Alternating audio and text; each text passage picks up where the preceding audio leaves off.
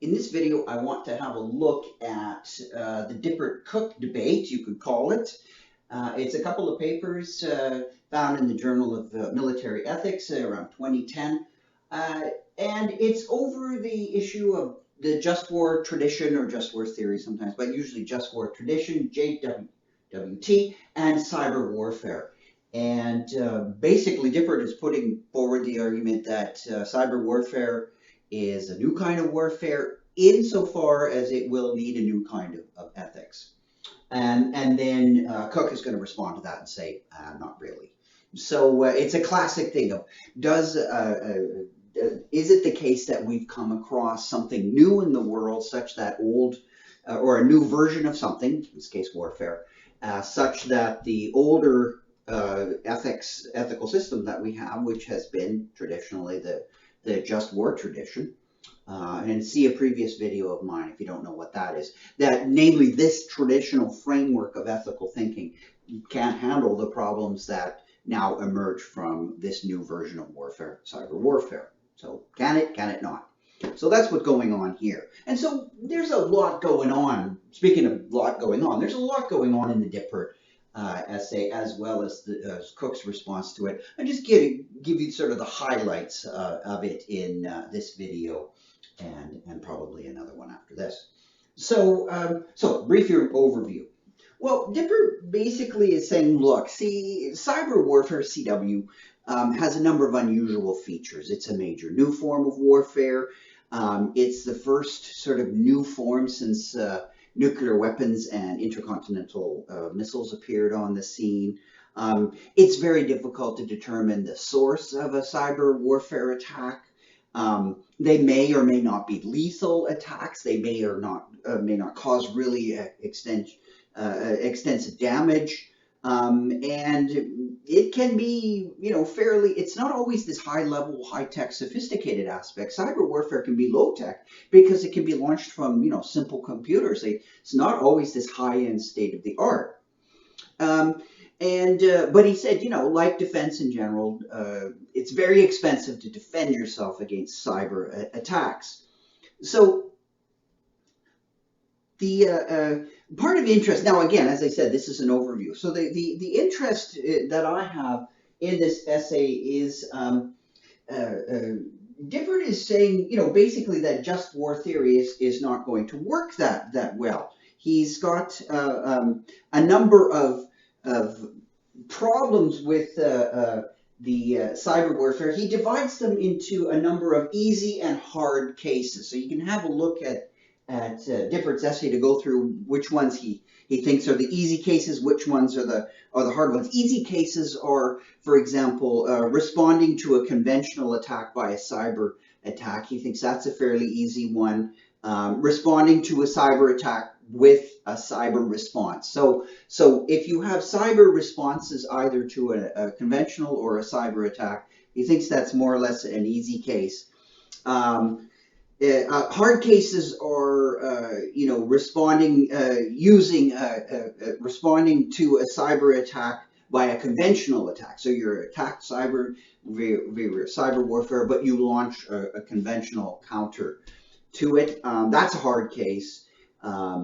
Responding to what he calls like no attack, right? Something that's implied or a threat. If you respond to that with a cyber attack, the enemy has threatened or the like. That's a hard case.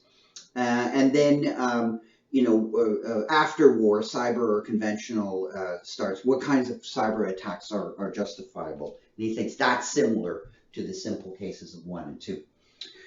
So he's got a number of these issues he wants to discuss. Again, you can have a look, more details in the essay itself. Now, there's something that I think you should keep in mind when you're reading this essay is basically the whole idea of the just war tradition. Dipert is very clear about this. He's not terribly impressed with the just war tradition to begin with, right? So he's really taking the whole thing and saying, in the end, I'm not terribly impressed with it. He says, for it relies on rickety meta-ethical foundations. So he thinks it's a weak theory or weak tradition in the first place. Now, when so what he wants to propose is something different, right? He proposes his own view, which he says is realistic, diachronic, universalizable, enforceable consequentialism in ethics. So he thinks that the just war tradition basically needs to be replaced. So what does he mean by all this? Well, realistic it's realistic in not dismissing moral thinking, but recognizing that for years conflict is exacerbated by communication and mobility. It will continue to be so. Universalizable, if his approach were practiced, everybody would be better off. Enforceable, it would compel other states to follow a similar policy. So it would be an ethics that if I do it as one state, you would be more likely to do it, as opposed to an ethics that if I do it, you would take advantage of me doing it by not doing it. So that's sometimes it's called the free rider problem. Like if we're all ethical and then someone else says, well, I can be unethical and I'll get some advantages by you being ethical. What Dipert is saying is, no, I've got an ethical system that if we all do it, it would encourage others to do it, as opposed to encouraging others to become free riders.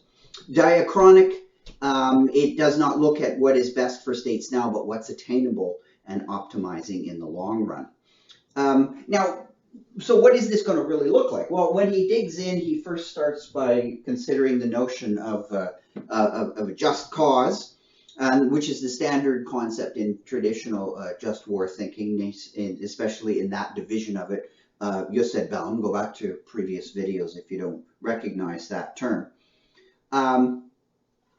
He says, Dipert says in the traditional interpretation of just cause, it's one that designates an attack in terms of soldiers using arms and inflicting injury, death, and destruction. He says seeing a cyber attack as doing this is a bit of a stretch, right? Because cyber attacks don't have to involve really much destruction at all. You could have a very, shall we say, a very rough and intensive cyber attack, but the cities wouldn't be exploding and all that kind of stuff that you would normally associate with a violent attack. So it's not. He says that it's not by any means obvious that a cyber attack is cyber warfare attack is a straightforward instance of an armed one.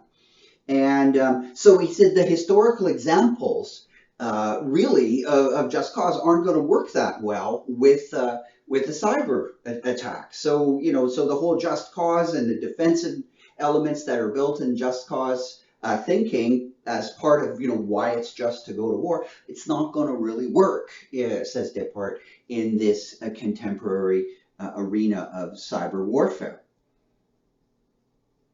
So you could have, he says, so in that case, we need a new concept. So the old concepts really aren't going to work because the destructive factor is not always there, even though it can be very serious, but not necessarily physically destructive in the same way. So we need another concept because this one is traditional, not going to work all that well. So we need another concept, which he calls intentional cyber harm. And he wants to rule out cyber harm that's caused by, people just releasing viruses for fun and monkeying around and goofing around with that kind of stuff from, states or political organizations that intentionally launch cyber attacks. And so he thinks this is the key sort of new system that we need, and that's what he develops into this realistic diachronic universalizable, enforceable consequentialism in ethics, because he thinks that these traditional ways of thinking are just not going to apply in this new arena. And so that's how he begins by developing this concept of an intentional cyber harm, which is an extension or a development of traditional just war thinking, which he figures is not sufficient. So that's in a nutshell what Dipert's up to. In the next video, we'll have a quick look at Cook's response.